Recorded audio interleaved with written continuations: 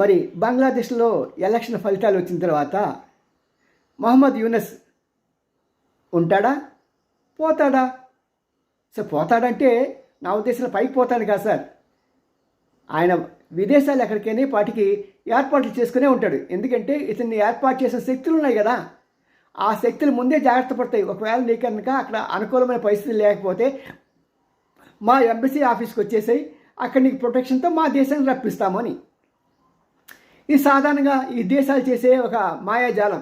ఎందుకంటే ఒకసారి కనుక ఒకరు ఎవరైనా సరే ఆ ఎంబసీ ఆఫీస్కి వెళ్ళి శరణ కొడితే అక్కడ వాళ్ళు కనుక ఎస్ అంటే ఆ ఆఫీసులో ఏ దేశంలో సరే వాళ్ళు అటాక్ చేయడానికి వీల్లేదు. వాళ్ళని విమానం ఎక్కించి పంపించే వరకు కూడా ఎంబసీ ఆఫీస్ వాళ్ళు ఉంటారు, ఎవరు టచ్ చేయడానికి వీల్లేదు. మరి యూనస్ కూడా అలాగే వెళ్ళిపోతాడా? ఏమవుతుందో చెప్పలేం. ఎందుకంటే ఇప్పటికే గత 10-15 రోజుల నుంచి ముందుగానే ఒక చిన్న గాలి వార్త ఊహిస్తున్నది. ఇతను అమెరికా పోతాడని కొంతమంది, లేదు స్విట్జర్లాండ్ పోతాడు, ఎందుకంటే కావాల్సిన డబ్బులన్నీ అక్కడికి పంపించేశాడని. ఎందుకంటే ఆయన నోబెల్ పీస్ ప్రైజ్ పొందిన అతను కదా, పాప మన క్లింటన్ గారి దయాదాక్షిణ్యంతో. మరి ఇట్లాంటి వాళ్ళు ఏదైనా చేస్తారు.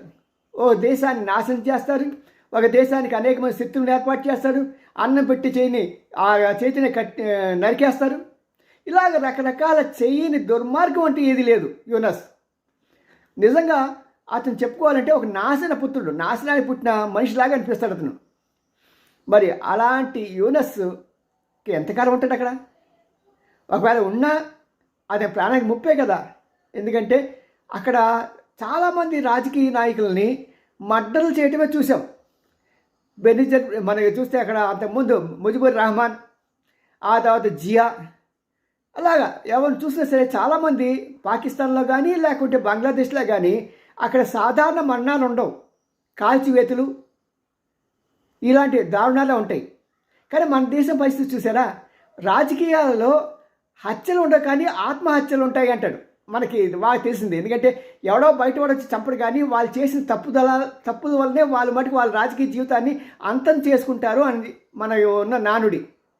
ఎవరిని చూసినా సరే, కేసీఆర్ని చూసినా సరే ఆయన చేసుకున్న తప్పుడు విధానాల వల్ల అసెంబ్లీకి వెళ్ళకపోవడం వల్ల ఇలాగ వాళ్ళ రాజకీయ సమాధిని వాళ్ళే కట్టుకున్నారు.